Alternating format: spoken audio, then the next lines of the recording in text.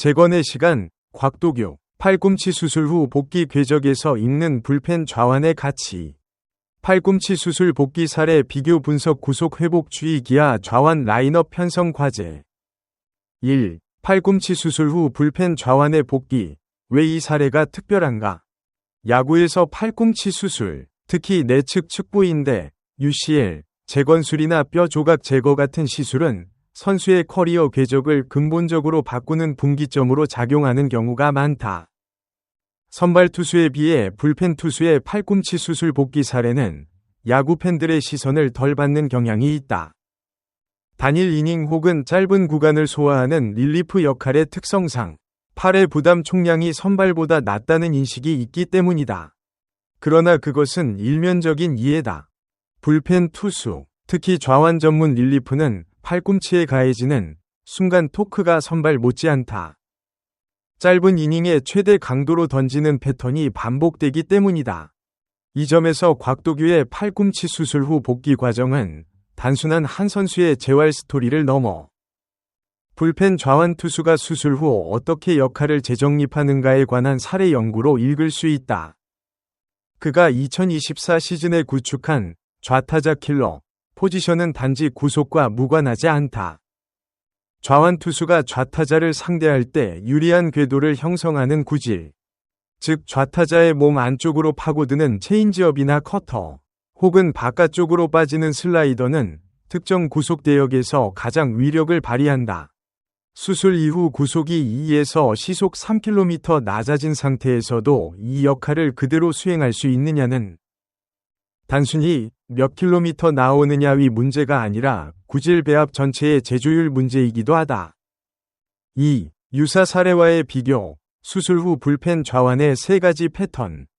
팔꿈치 수술 후 불펜 좌완 투수가 복귀하는 방식은 역사적으로 크게 3가지 패턴으로 나뉜다. 첫 번째 패턴은 구속 일부 손실 후 제구력 강화로 적응하는 경우다. 이 유형의 선수들은 수술 전과 동일한 최고 구속을 회복하지 못하더라도 제구 정밀도와 구질의 다양성을 통해 리그에서의 입지를 유지한다. 대표적으로 KBO 내에서도 적지 않은 좌완 불펜 투수들이 이 방식으로 적응했다.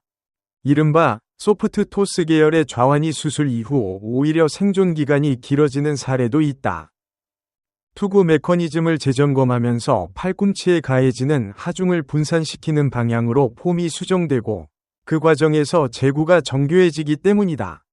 두 번째 패턴은 구속 완전 회복 후 이전 역할 복귀다. 이 경우는 20대 중반 이하의 젊은 투수에게 상대적으로 자주 나타난다. 팔꿈치 조직의 회복 탄력성이 높고 재활 기간 동안의 체력 유지가 양호할 경우 수술 전 구속 대역으로의 복귀가 가능하다. 그러나 이 패턴이 보장되는 것은 아니면 복귀 이후 1에서 2시즌 안에 동일 부위 재수술로 이어지는 사례도 상당수 존재한다. 빠른 구속 복귀가 반드시 건강한 팔꿈치를 의미하지 않는다는 역설이다. 세 번째 패턴은 역할 전환이다. 좌완 전문 릴리프로 활약하던 선수가 수술 후 구속 손실을 받아들이고 더 긴 이닝을 소화하는 롱 릴리프나 이닝 이터로 포지션 자체를 바꾸는 경우다. 이 패턴은 팀의 불펜 구성 수요와 선수 개인의 역량이 맞물릴 때 성공적으로 안착하는 경향이 있다. 현재까지 퓨처스리그 3경기의 데이터만으로는 곽도규가 어느 패턴으로 귀결될지 단정하기 어렵다. 다만 구속이 시속 146km 전후를 기록하고 있다는 사실, 그리고 피안타율이 .100에 불과하다는 점은 적어도 제구 및 구질 배합이 살아있다는 신호로 해석될 수 있다.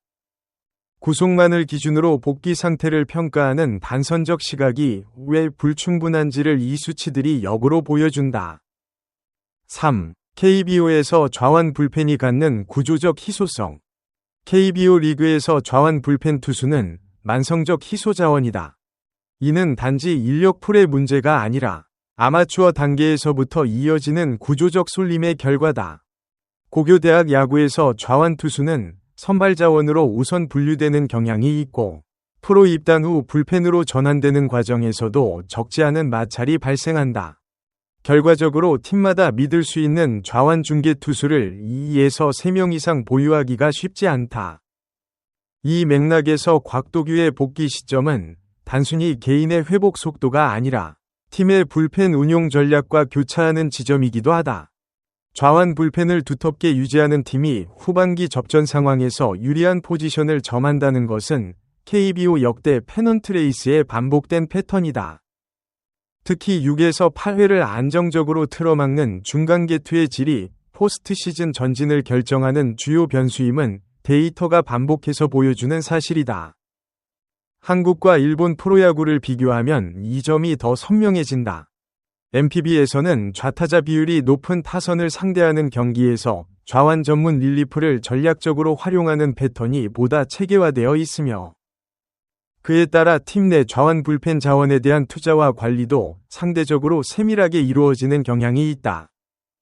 KBO도 최근 수년간 이 방향으로 수렴하고 있으나 구조적 희소성 자체가 해소된 것은 아니다.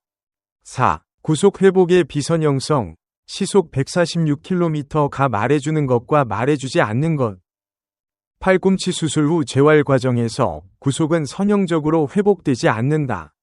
이는 스포츠 의학 문헌에서 반복적으로 확인되는 사실이다. 초기 재활 단계에서는 통증 회피로 인해 실제 잠재 구속보다 낮은 수치가 나오고, 팔꿈치에 대한 신뢰가 회복되면서 자연스럽게 구속이 올라오는 패턴이 일반적이다.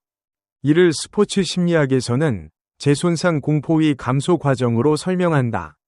현재 시속 146km라는 수치가 순수한 신체적 한계인지 아니면 아직 완전히 해소되지 않은 심리적 억제의 산물인지를 외부에서 구분하기는 어렵다. 다만 수술 이후 짧은 기간 안에 이 구속대에 도달했다는 사실은 기계적 복구가 어느 정도 진행되었다는 방증으로 읽힐 수 있다.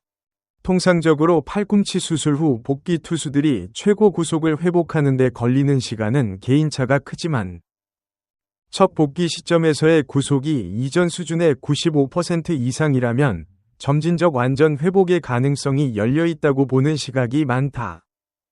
그러나 여기서 유의해야 할 점이 있다. 구속과 실전성과 사이의 관계는 직선적이지 않다. 좌완 불펜 투수가 좌타자를 상대로 효과적인 이유는 구속 자체보다 투구 각도, 구질의 움직임, 그리고 타자 입장에서의 릴리스 포인트 가시성 문제와 더 깊게 연결되어 있다. 다시 말해 시속 146km에서도 충분히 효과적인 좌완 불펜이 될 수 있는 반면, 구속이 수술 전 수준을 완전히 회복하더라도 타자들이 적응하는 과정에서 효율이 낮아질 수도 있다. 퓨처스리그 3경기에서의 피안타율 .100은 이 맥락에서 흥미로운 데이터다. 물론 표본이 극히 작고 퓨처스리그의 타격 수준이 1군과 다르다는 점을 전제해야 한다. 그럼에도 불구하고 삼진을 적극적으로 잡아내고 있다는 사실은 구질 배합이 여전히 작동하고 있다는 잠정적 신호로 해석할 수 있다. 5. 복귀 시점 결정의 구조, 준비됨과 필요함 사이. 스포츠 조직에서 선수의 1군 승격 결정은 선수의 신체적 준비 상태만으로 이루어지지 않는다. 팀의 현재 성적, 경쟁 선수의 상황, 시즌 일정, 그리고 무엇보다 부상 재발 리스크와 장기적 커리어 보호라는 복합 변수가 동시에 작용한다. 이범호 감독 체제의 기아가 곽도규 복귀를 서두르지 않겠다는 입장을 표명한 것은 이 복합성을 인식한 결과로 볼 수 있다. 팔꿈치 수술 복귀 선수를 너무 이른 시점에 실전 투입했다가 재파열로 이어진 사례들은 KBO와 MLB 모두에서 확인된다. 특히 수술 후 첫 번째 시즌은 팔꿈치가 완전히 적응하는 경화 과정이 아직 진행 중인 시기이기 때문에 과부하를 피하는 것이 중장기적으로 더 합리적인 선택일 수 있다. 비교 사례로 MLB의 여러 구단이 UCL 수술 후 복귀 선수를 관리하는 방식을 참고해볼 만하다. 일부 구단은 복귀 첫 시즌에 이닝 상한선을 명시적으로 설정하고 연투 허용 횟수도 제한한다. 이 관리 체계가 KBO에서는 아직 공식적으로 제도화되어 있지 않은 경우가 많다. 한국 야구의 불펜 운용 관행상 필요시 연속 등판을 요구하는 상황이 발생할 수 있고, 이것이 복귀 초기 단계에서의 리스크를 높이는 요인이 될 수 있다. 감독이 5에서 6경기 더 등판 기회를 준다고 밝힌 방침은 단지 구속 회복을 기다리는 것이 아니라 연속 등판에 대한 내성과 심리적 자신감을 쌓는 과정으로 읽힌다. 이 점에서 퓨처스리그 등판이 단순한 테스트 무대가 아니라 선수가 자신의 팔꿈치를 신뢰하는 확신의 시간을 축적하는 공간으로 기능하고 있다는 해석이 가능하다.